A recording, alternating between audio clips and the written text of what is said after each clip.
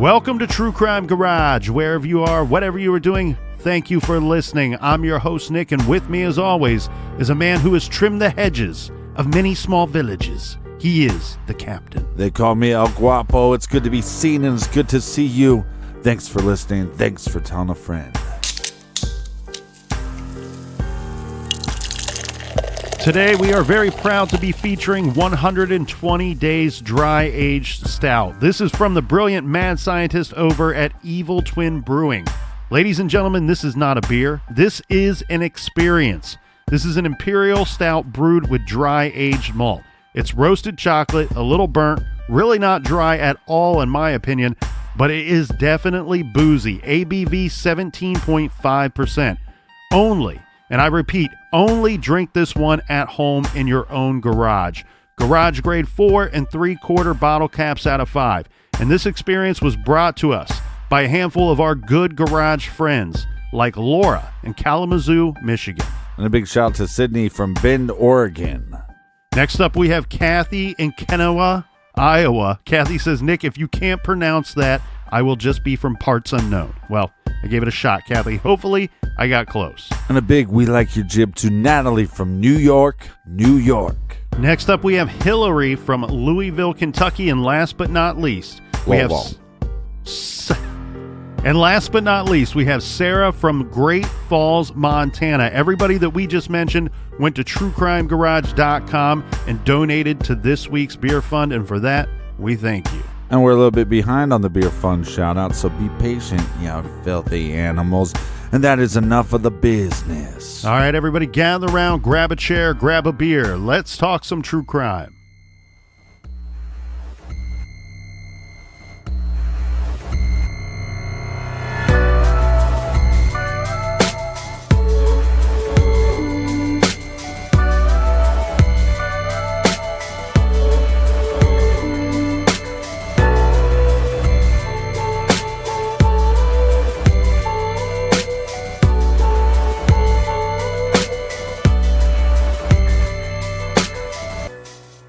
A real estate agent gets a call from a potential buyer.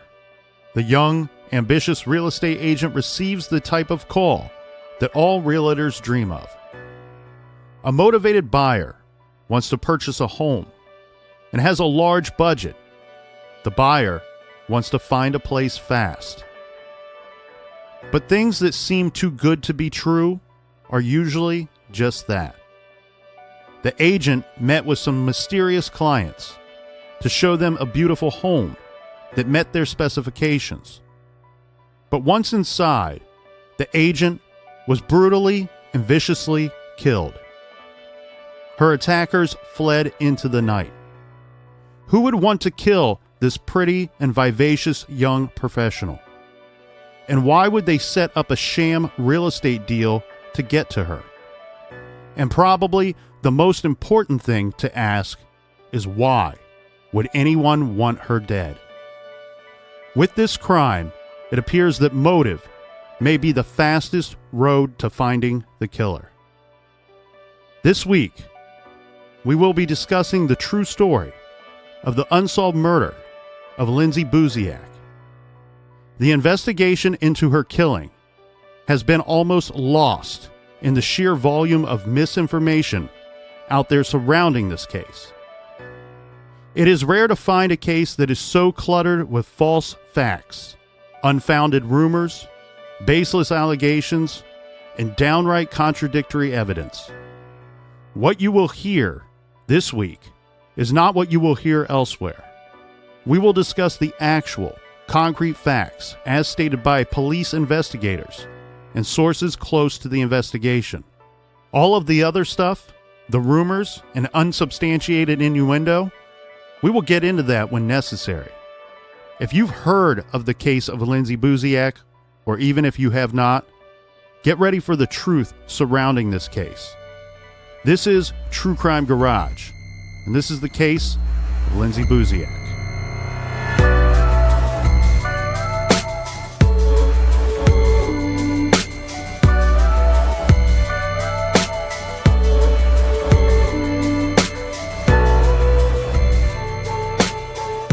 Victoria is the capital city of British Columbia, the Canadian province, located on the southernmost tip of Vancouver Island.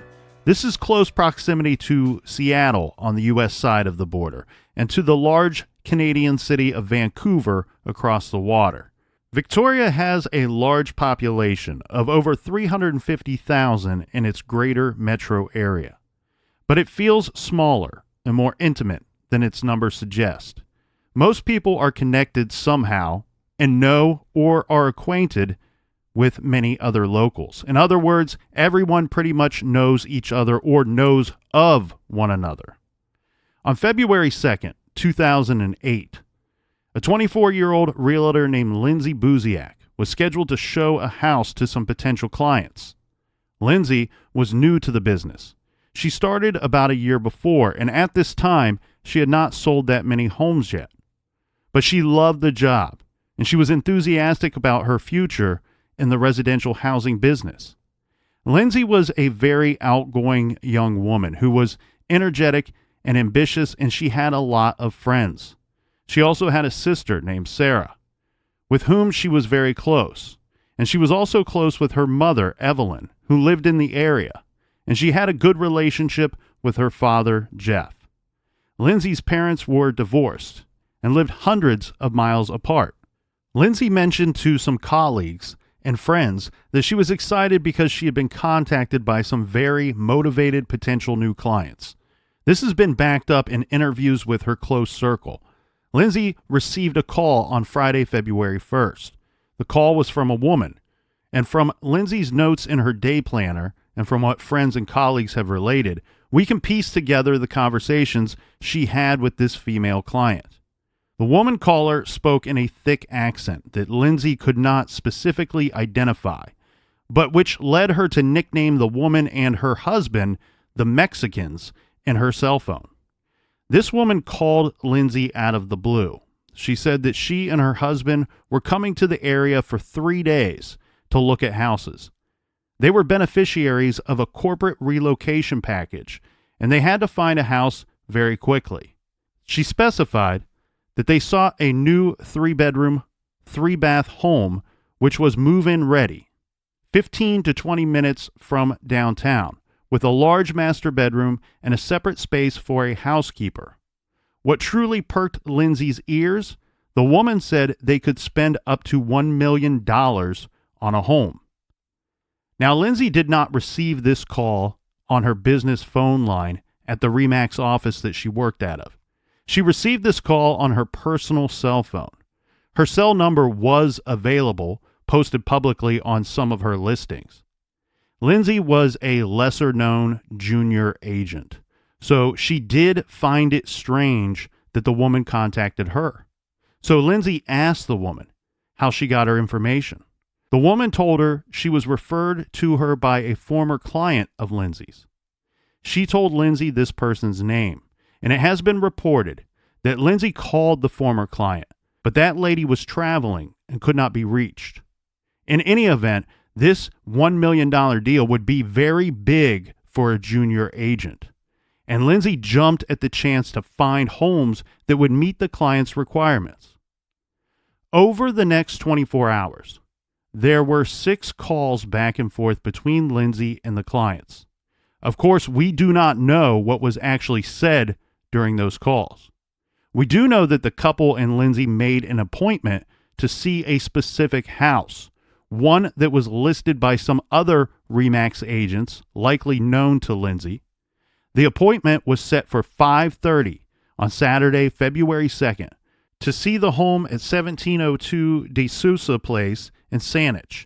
This is an upscale suburb of Victoria. There are reports that they scheduled showings at 5 different homes, and 1702 De Sousa was to be the first of these appointments. Now, some reports say that in one of the calls, the female client told Lindsay that she would be attending the showing alone as her husband was ill. There are other reports that say that it was the opposite, that Lindsay was told only the husband would attend. The fact is, we don't know for sure, as only Lindsay and the clients know the content of those conversations. Now, the house on DeSosa Place was a new build that was sitting on the market for close to a year. The asking price was $964,000. It was situated on a new subdivision on a cul-de-sac named for the developer of the new street, John DeSosa.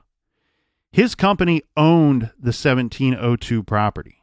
He reportedly was present on a building site nearby on that day and wrapped things up by 5 p.m. and left for the day, as did the construction workers building another house on the street.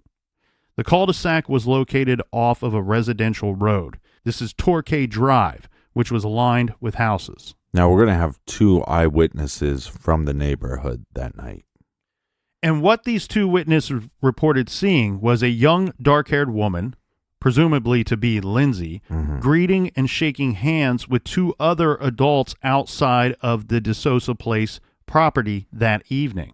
Yeah, 1 male and 1 female. So one witness was driving by in a vehicle. He confirmed seeing 3 people. The other witness was a little more detailed. This was a woman walking her dog. She was able to provide police with a description of the couple that Lindsay was talking to. This was a man and a woman. It appeared to her that the couple did not know the young brunette, did not know Lindsay. She also reported a car parked in the driveway. So note here, we have 1 vehicle, 3 people. This car that was parked in the driveway was later confirmed to be Lindsay's vehicle. After shaking hands, the 3 then walked toward the home. The lockbox to the DeSosa Place address was accessed at 5:29 p.m. This would be when Lindsay used the key in the lockbox to enter the home with the clients. So no car other than Lindsay's was parked in the cul-de-sac or in the driveway of the home, according to these 2 witnesses. At 5:45 p.m., Lindsay's boyfriend, Jason Zalo, he's a mortgage broker and a realtor at the same company as Lindsay. He pulled up outside of the home. Jason was accompanied by a friend named Cohen Oatman. Cohen worked with Jason, and the 2 were on a hockey team together, and they actually had a game later that evening. Jason was exchanging text with Lindsay prior to his arrival, but Jason, not being able to reach his girlfriend, eventually went up to the front door of the home and tried the handle. The door was locked. Jason recognized that during a showing, the door should not be locked. Further, he saw Lindsay's shoes, black heels, lying on the floor in the entryway. Which isn't that uncommon, because a lot of times when they have showings, they make you remove your shoes. This was a bit, he found it to be strange, but only in combination with his inability to reach her. So right. You got to factor in all these things. He sees the shoes in the entryway. The door is locked, which he found odd. Plus, she is aware that he is going to meet her at this property, and she's not responding to any of his texts. Well, and also, he's meeting her there because she feels odd about the meeting in general. She feels a little suspicious of these 2 individuals, so she kind of asked him to be there. Something doesn't feel right to her. I mean, that she's getting a $1 million listing call with being such a young agent, and then on top of that, the accent doesn't make sense to her. And then again, on top of that, now one of them's going to be sick, and so they're just going to show up as one person instead of a couple. Well, let's go through what he found, because there is a good reason for debate on his motivation for meeting her at that property that night. So once he is kind of set on alarm here, right? The door's locked. He's unable to reach her. He is then going to interrupt the showing. And this is, he rang the doorbell. He knocked repeatedly. When no one answered, he called 911 at 6:05 p.m., requesting police to do a welfare check on the property. Now, not satisfied with waiting for the cops, Jason and Cohen circled the house and noted that the French doors facing the fenced patio on Torquay Drive on that side, they were open.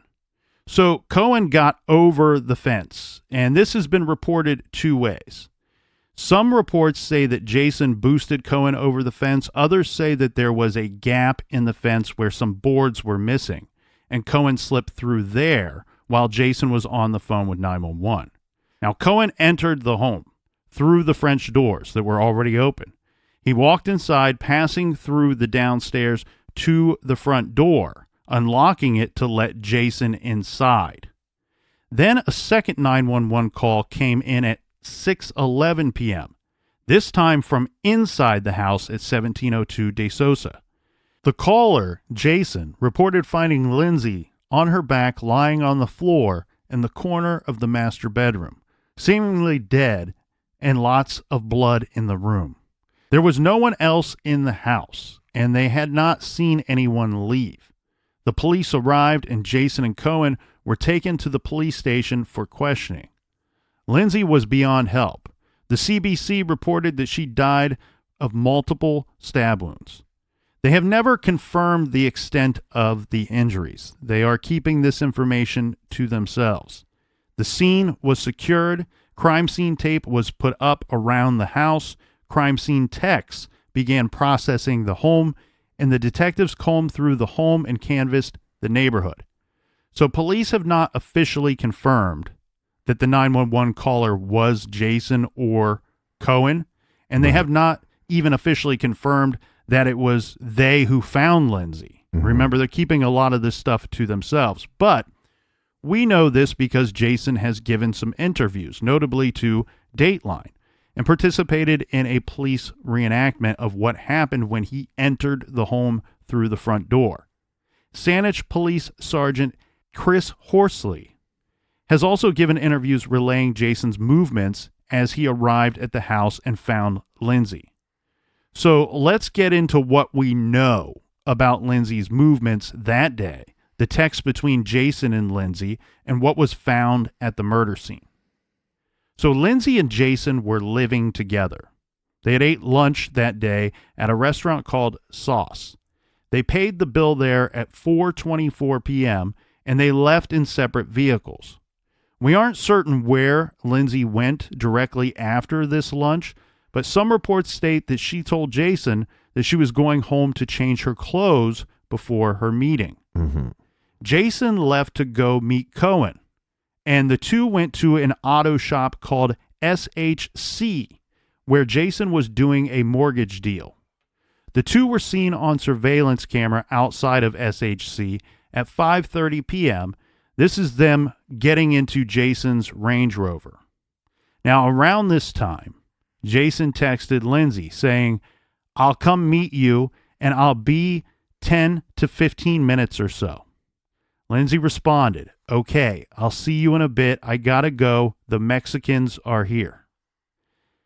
Let's be clear. We don't know if these individuals are in fact Mexican, right? This is simply a nickname, right, that Lindsay gave to these potential clients. I find this all very strange for a multitude of reasons. One, we can see online her daily planner where she took notes from the call that she received from the woman with the thick accent that Lindsay could not identify. Right.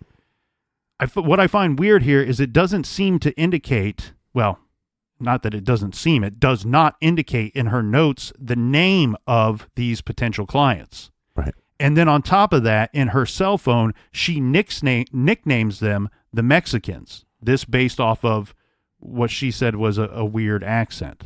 Right. I think it wasn't just that it was weird, that it came off phony to her.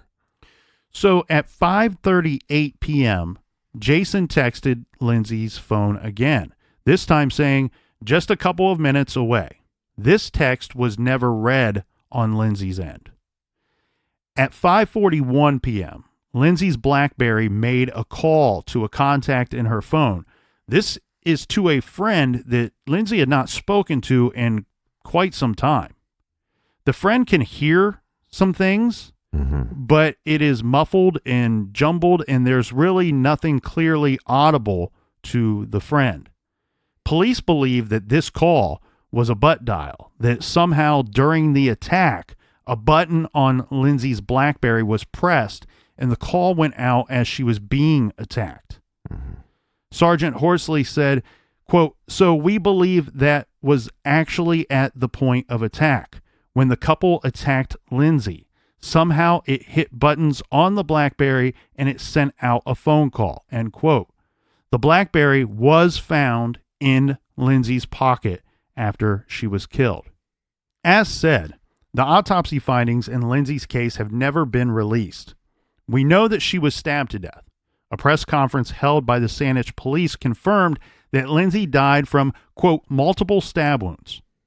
But police have never explained or expanded on this information. Right. The rumor is, over 40 stab wounds? Oh, man. Okay, let's get into some of these rumors. And just a real quick disclaimer, this is going to be one of the more brutal parts of this case. But keep in mind, these are not facts. These are what I'm calling speculation. I'm calling these internet facts, where they're really just rumor, okay? Right. So ones that I found was that she was stabbed 54 times in the chest and head. Mm-hmm. One stating that she was stabbed 40 times, and then one that, as you mentioned, stabbed over 40 times. Mm-hmm. She was stabbed where her new breast implants. Yeah. I guess Lindsay had recently got breast enhancements, and those were mutilated, they said. Right. So, yeah, to further that rumor, people say that they were deliberately or intentionally mutilated. And then we have the other statement of that she was nearly decapitated. Again, to be perfectly clear, these are just rumors. There has never been any official confirmation of the extent of her injuries or the number of times she was stabbed or the bodily areas where she was stabbed. There's many cases that the person dies from knife injuries that you hear rumors of almost decapitated.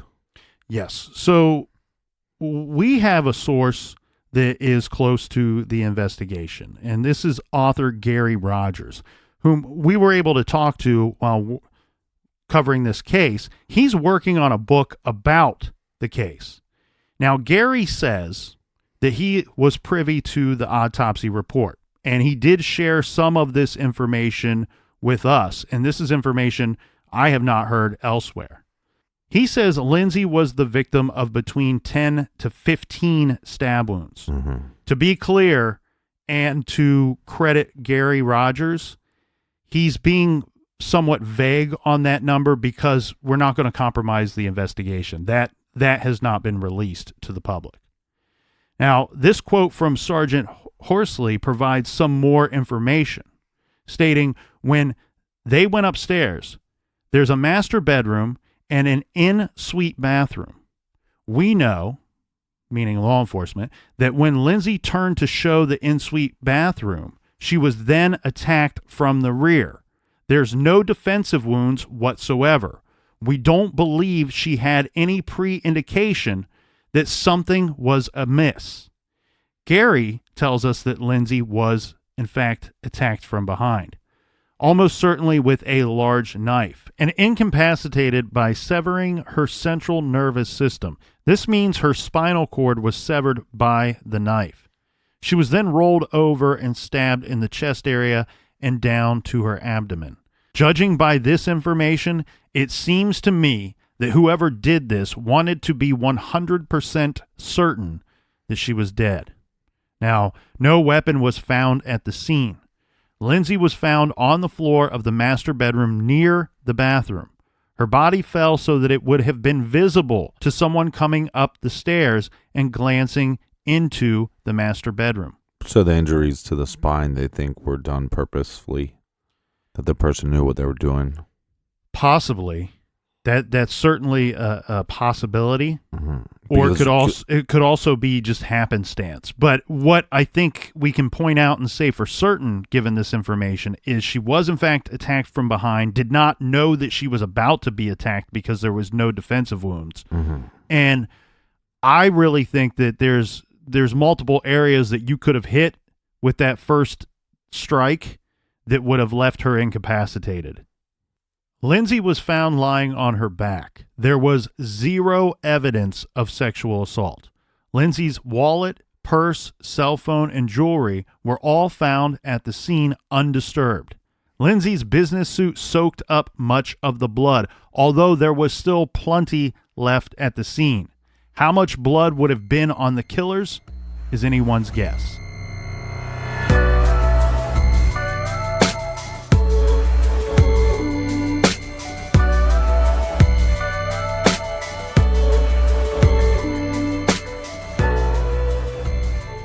Grove Collaborative is an online marketplace that delivers all-natural home, beauty, and personal care products directly to you.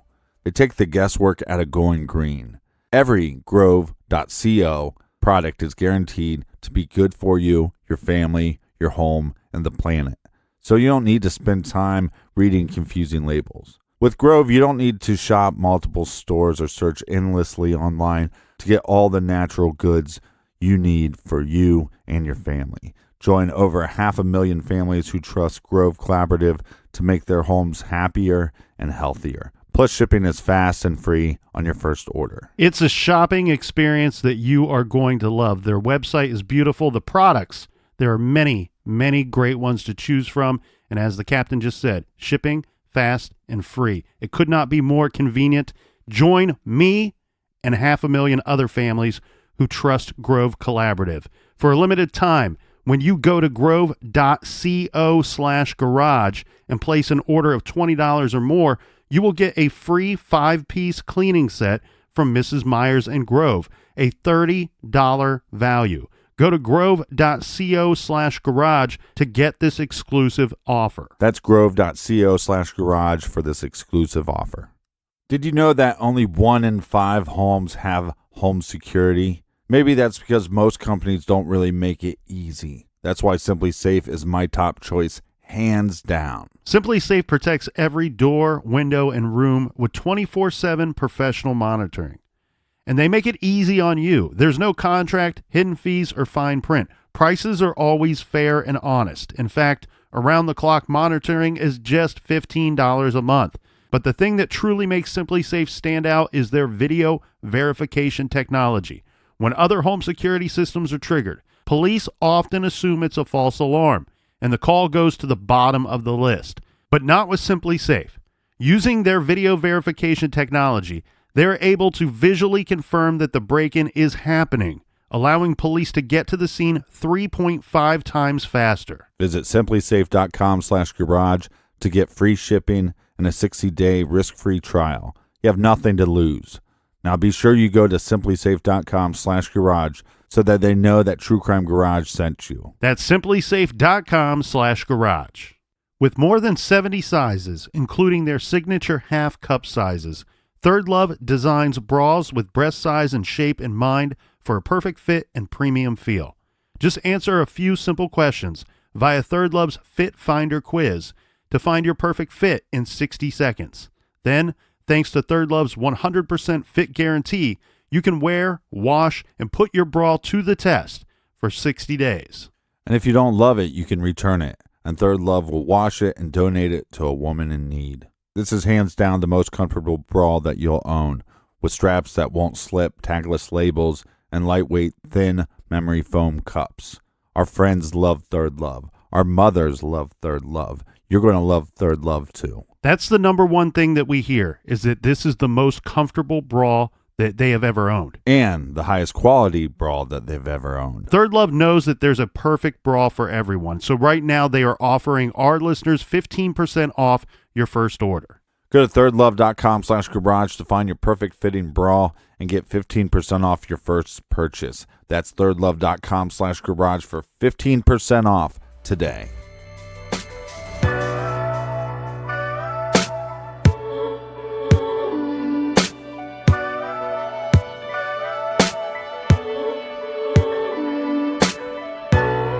All right, we're back.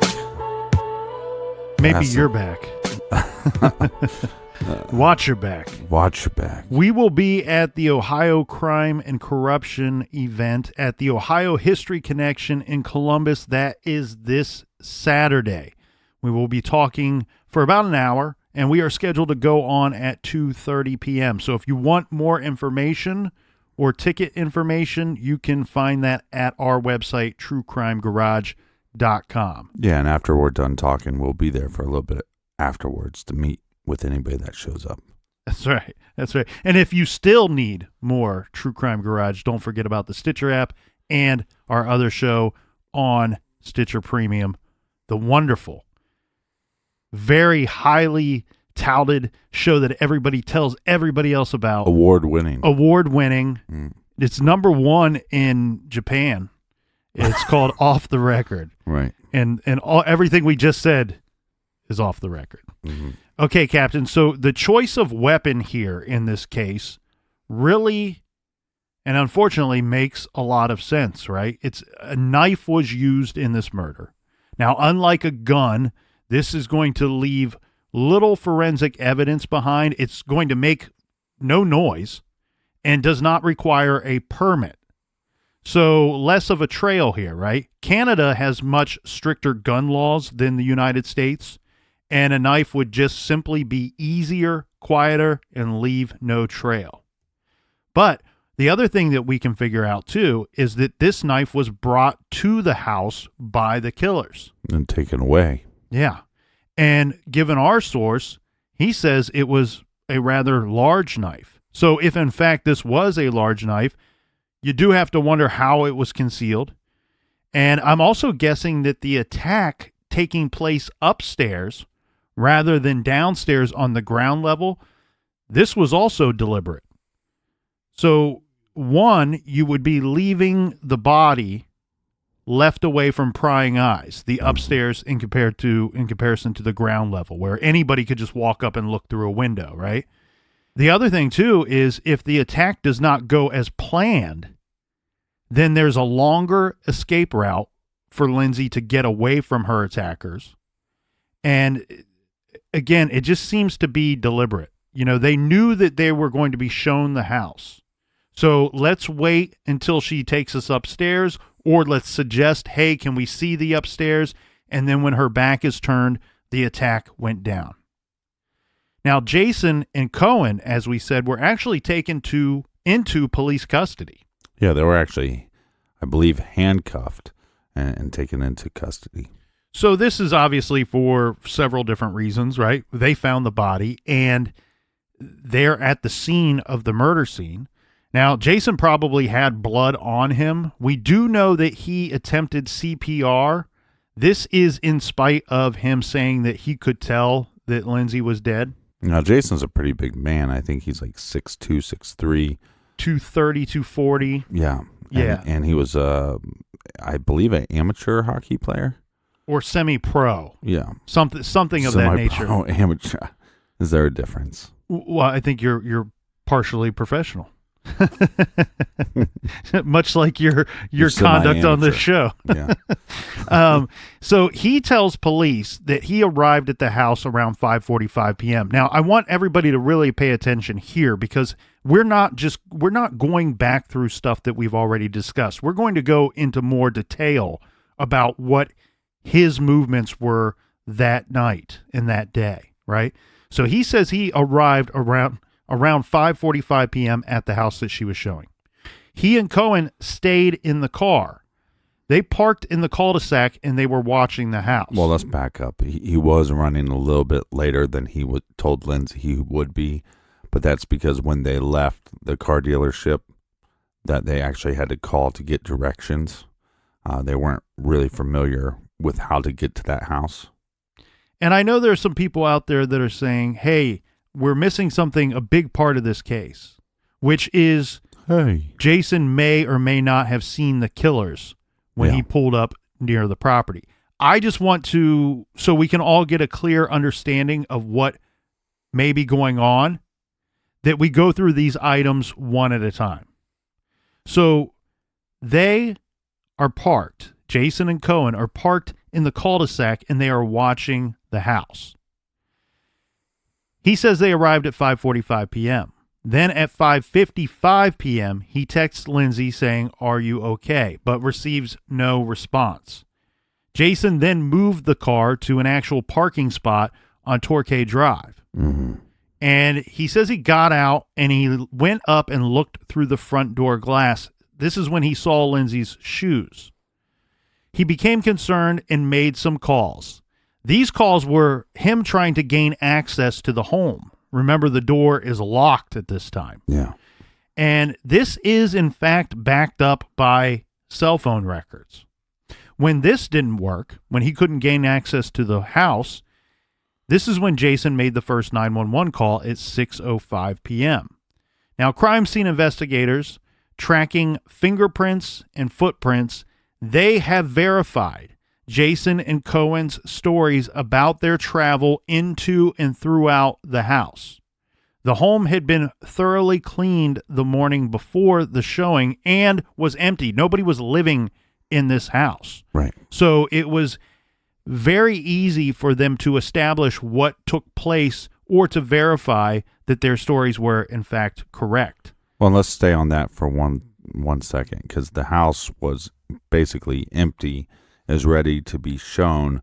And this is one of the reasons why they start rolling out the idea of a robbery, because all of Lindsay's belongings are still there. Mm-hmm. And then there's obviously nothing to be taken in the house. Again, you got to question the motivation, right?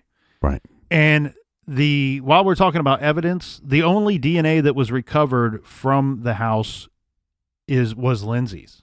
Mm-hmm. Jason and Cohen were released after this initial questioning, and Jason did obtain a lawyer. Now, with his lawyer's assistance, Jason cooperated with police in performing the reenactment walkthrough of his actions when he entered the front door of the home. He says immediately he ran up the stairs calling for Lindsay, and this has caused a lot of people to be suspicious of Jason. Why is that? So after this video and after the interview with Jason was aired on Dateline in 2010, people were wondering how they're pointing out and thinking that he may have known in advance prior to walking through the front door that Lindsay would be found upstairs. Mm-hmm. Here's the thing.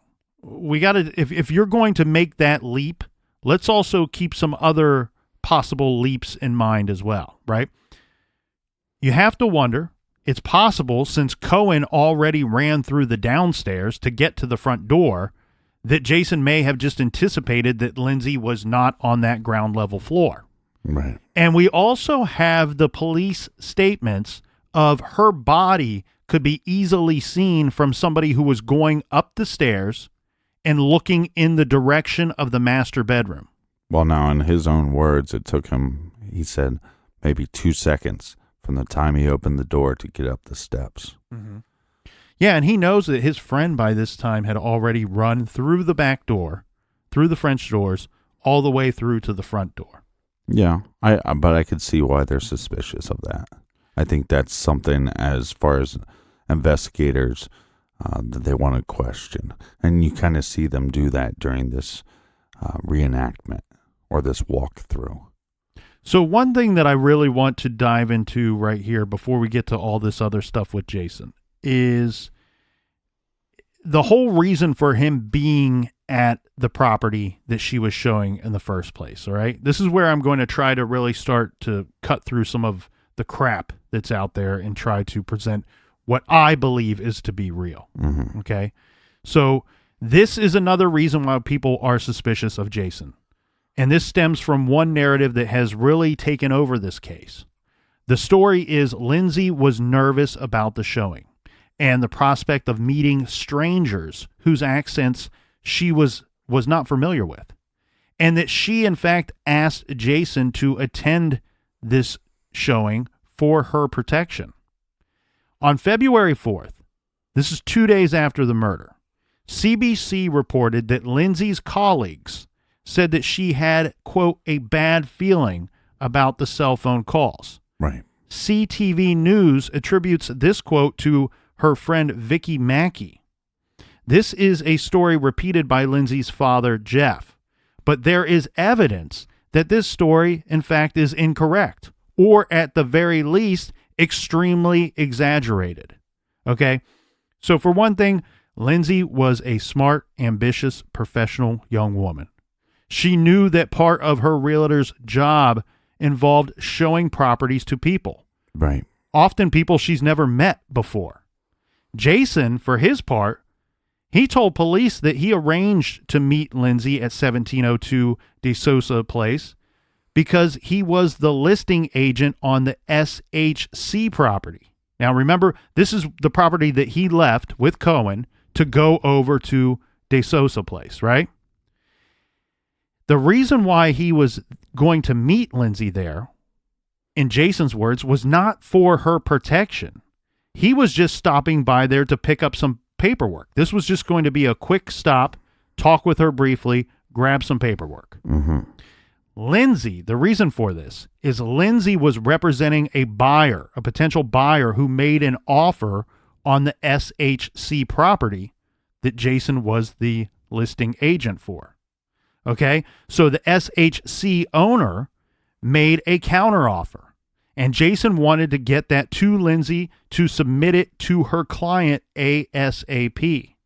Anybody that's in the real estate business, anybody that's in sales will tell you, if you got talks going on back and forth and you think that you're going to be able to get a deal done, you get that deal done, right? You don't give somebody time to talk themselves out of purchasing Well, something. it depends on if you're a professional or if you're semi-professional. So it seems like Jason would have had a different reason for being at the house. And this, in fact, does change a lot of what one could think or be suspicious of. Changes it drastically. Because Yeah. my first question in all this is, if you're there to protect your girlfriend or even your friend or whatever, you're a real estate agent. It's not that these are people, right? Mm-hmm. They want to, they wouldn't feel uncomfortable pulling up in the driveway. They wouldn't feel uncomfortable interrupting the showing, because it's as simple as, hey, I work with Lindsay. I am here. If you guys need me. What a great property. It's, you know, Or I mean, I'm here as part of the showing. They don't need to know why you're part of the showing. exactly. And if you are, in fact, there for her protection, then you are there for part of the showing. Right. And so And why park? And you're 6'3", 240 pounds, hockey. This guy doesn't have a problem if there's going to be a fight. So again, the story, the narrative has been, she felt uncomfortable. Jason is going to go there, you know, for her protection. Again, doesn't make a lot of sense. And that makes you really question Jason. But then when Jason says, well, no, that's not why I was going there. I had to give her paperwork. Well, if you're just giving somebody paperwork, you're not going to be that concerned that you're running a little bit late. You're not going to be that concerned on... Yeah, because you're technically not late, right? Right. If you were there for the showing, if he were to be there to be part of the showing, he would have been late. Right. However, what he's stating is, I'm there to have a quick meeting with Lindsay regarding this property that I have the seller. She has the potential buyer. We have to do some quick paperwork. So, in fact, he is actually there for another purpose, which is going to take place after the showing. And so he's not late. He's not part of the showing. And therefore, like you said, if he was there for protection, he would have been late, and you would have anticipated he park the car and go into the house and say, hey, sorry, I'm late. I was supposed to be here for the I'm showing. here. Yeah.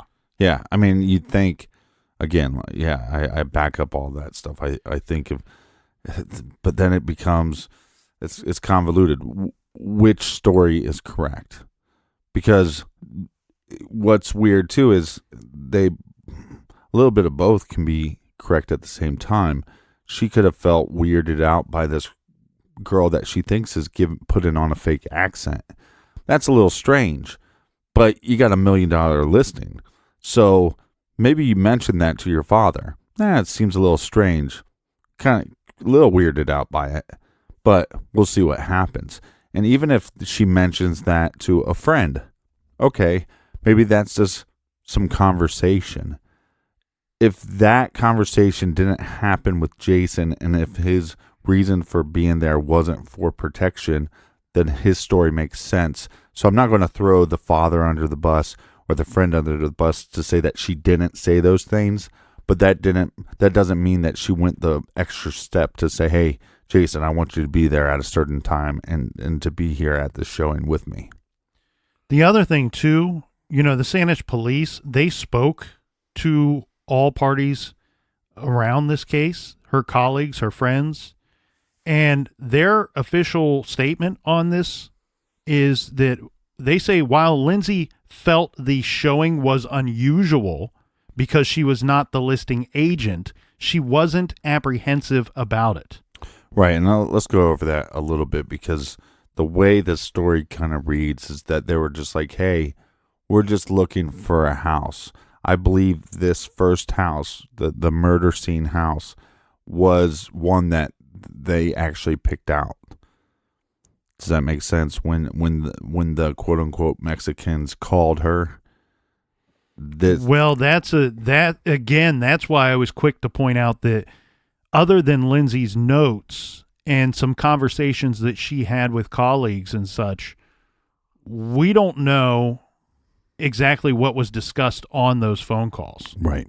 And that has been something that's been hotly debated too. How did they end up at this property? Right. Was it at the client's suggestion? Was it at Lindsay's suggestion, or was it somebody else? Well, again, I'm going to go back to what I heard. The logical thing is that at some point Lindsay was telling her friend or her father that she thought it was a little strange that they called her and not the listing agent of that house.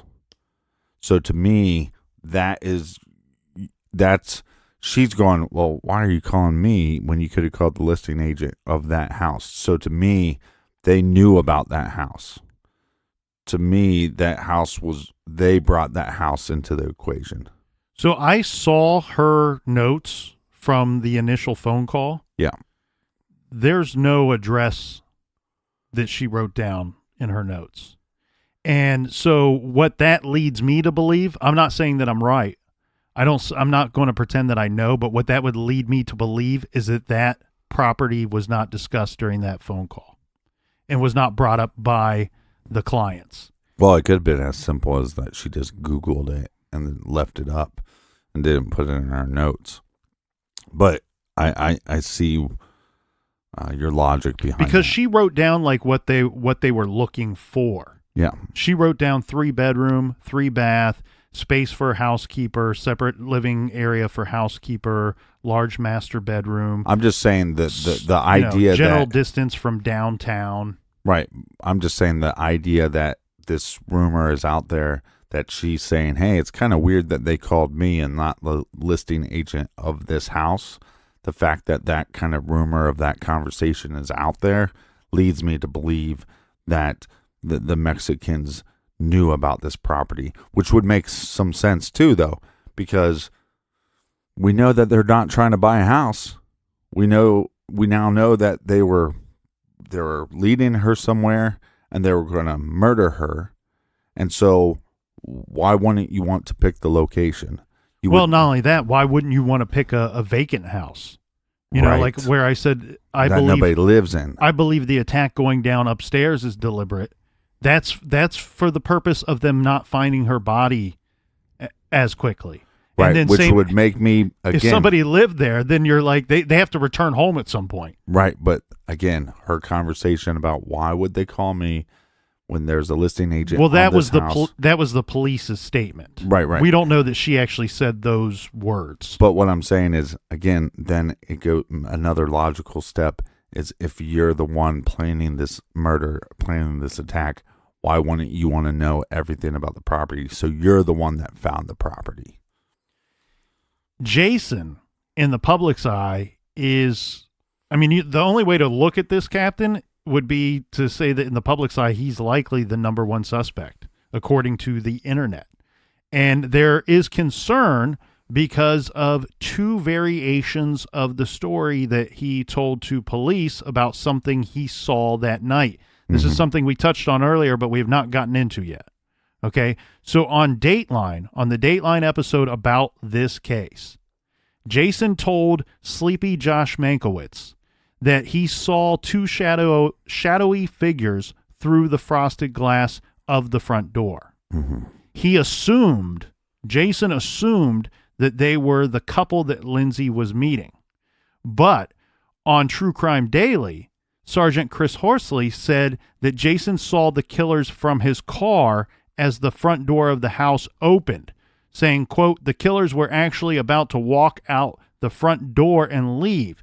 He turned into the cul-de-sac and interrupted them leaving.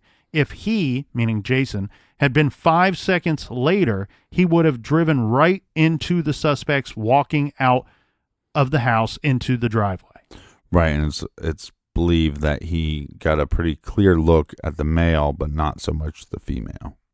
So, according to the sergeant, Jason told police that the couple turned around and closed the door, and that he actually saw them, or, as you said, at least the man.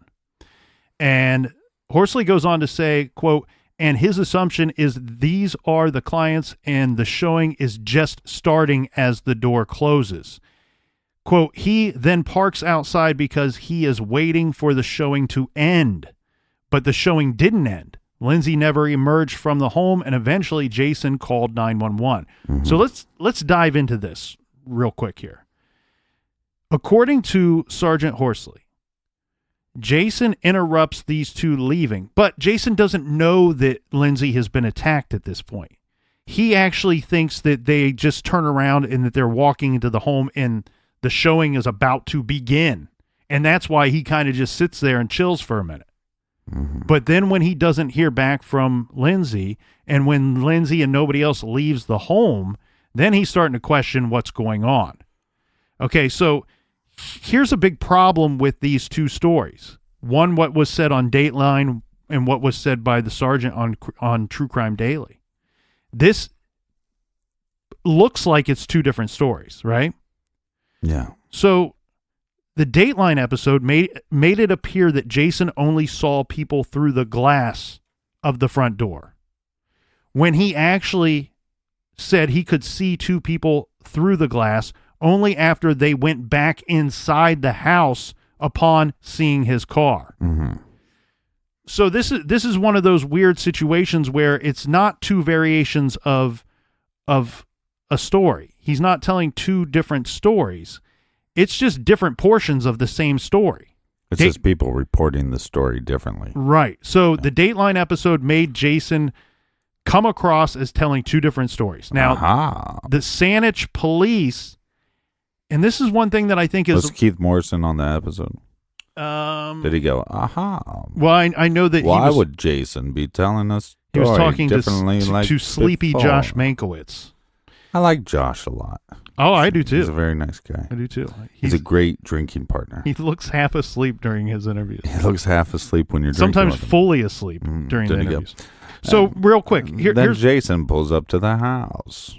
Well, real quick, here's the thing that people are missing in this case.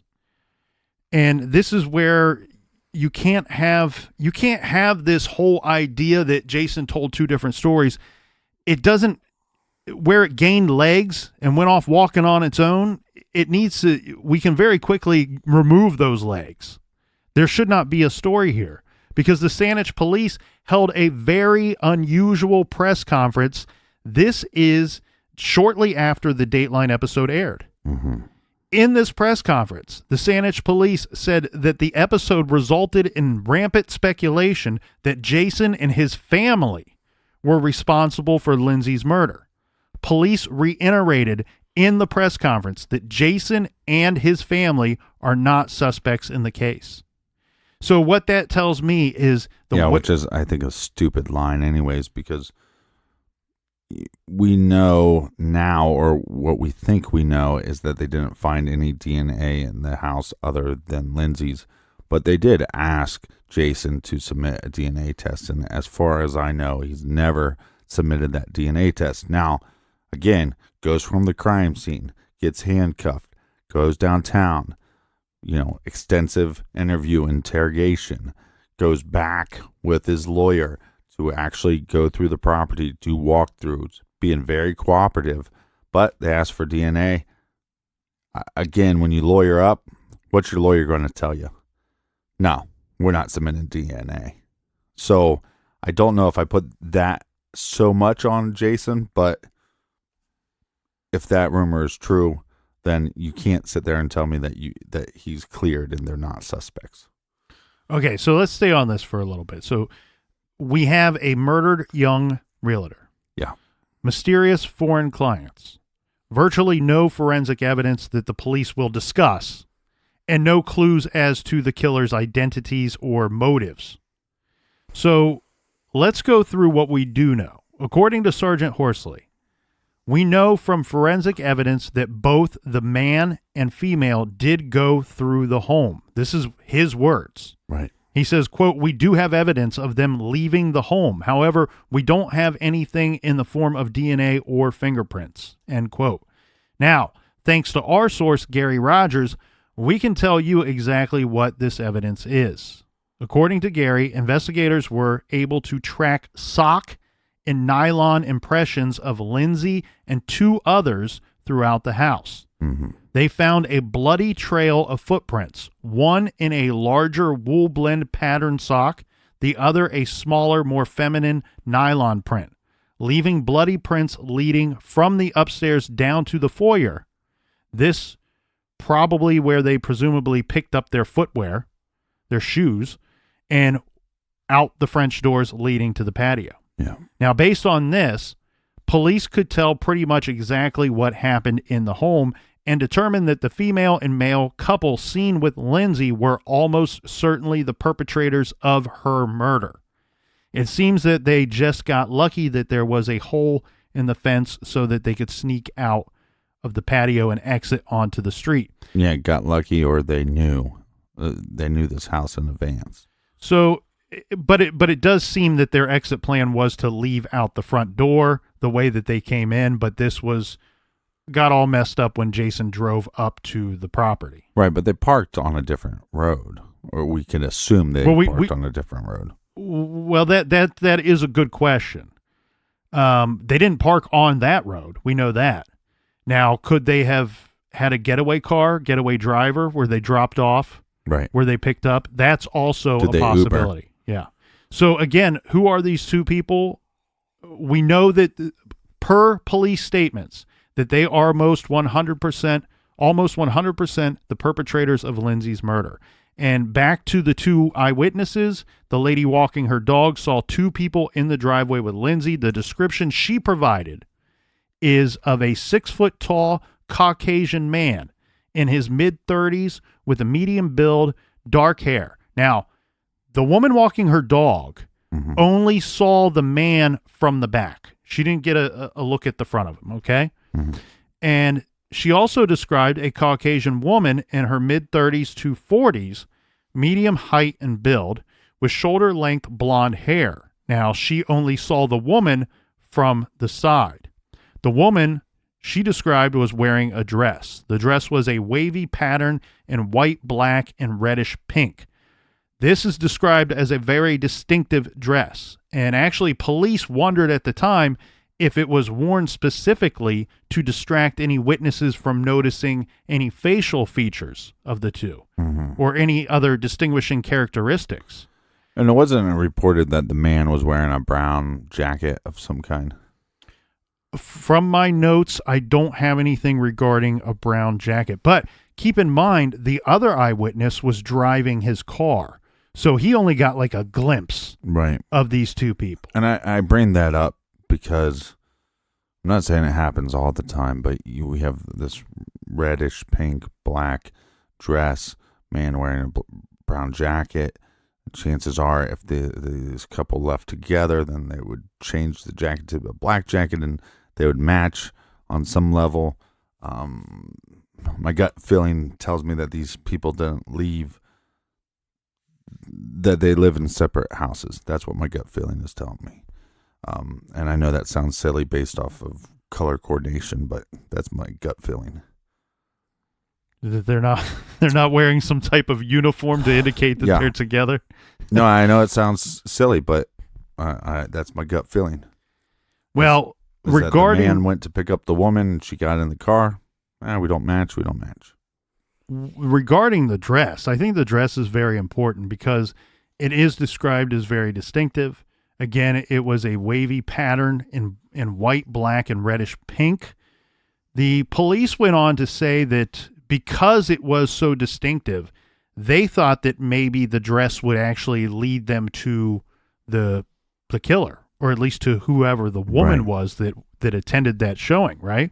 So, but their statement was, quote, "We think we may have even found the exact brand of the dress. It wasn't a designer high-end name brand. Unfortunately, it was something that could commonly be purchased in a department store." So unfortunately, the dress did not pan out for police. Well, I think it had maybe possibly two purposes. One, to distract people so they're not looking at facial features. But I think on the other hand, if it's red and pink, if you're leaving a house. It's a reddish pink. So it's actually a black and white dress with a reddish pink wavy pattern. Right. On it. But what I'm saying is, so you're leaving a house with some blood on you, it might distract people from the fact that you have blood on you. It's possible. I think that whatever they were wearing that day was to look as if they should be looking at a home that cost over $900,000. Okay. That's why I think when they get this description, when law enforcement gets the description of this dress, I think that's why they immediately thought that it could have been a higher end designer brand that there would have been less of, and they would have had a chance of tracing it in some form or fashion. Now, a year after the murder, police released a sketch of the blonde female seen by the witness in profile. Unfortunately, this did not lead to any leads. Now, police examined Lindsay's phone and her day planner and found the phone number for the, quote, Mexicans, as she called them. They traced the phone number and found something startling. The phone used was a burner phone, purchased with cash the previous November at a convenience store in Vancouver. There was no surveillance footage of the phone purchase. Now, keep in mind, it wasn't that the store didn't have cameras. It was more so that this took place so long before. Right. Nobody had asked for this footage. Eventually they lose it or, copy over it, anything like that. So the burner phone was activated online just days before the actual murder. And it was activated under a name, Paulo Rodriguez, Paolo Rodriguez. I spelled that just because I probably mispronounced it, and was listed to a business address. This business was located in Vancouver. Now, to be perfectly clear, when they registered the phone and to get the phone number, they had to provide an address. Okay, so they provided an address to a business, and it's been determined that this business is unrelated to anything in this case. Right. Now, the first call on that phone, the first call made to Lindsay was possibly on January 31st, 2008, and it came from the Vancouver area. The phone then traveled to Victoria on Friday, February 1st, 2018. This is by way of the 2-hour ferry from Vancouver. This is confirmed by cell phone pings along the way. And it was used again to call Lindsay more than once that day and again on February 2nd, which was the day of the killing.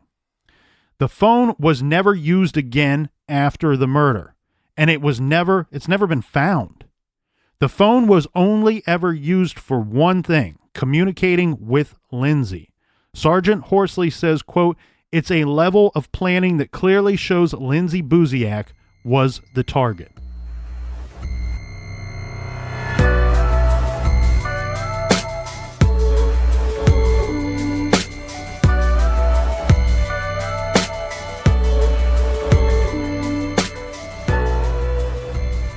Simply Safe is my top choice for home security, hands down, in part because Simply Safe offers around-the-clock professional monitoring for just $15 a month. No contract, no hidden fees. Prices are always fair and honest. Visit simplysafe.com/garage to get free shipping and a 60-day risk-free trial. That's simplysafe.com/garage, simplysafe.com/garage. Thank you, Captain, and thank you to all of you out there for listening and telling a friend. Please join us back here in the garage tomorrow for part 2. Until then, be good, be kind, and don't live.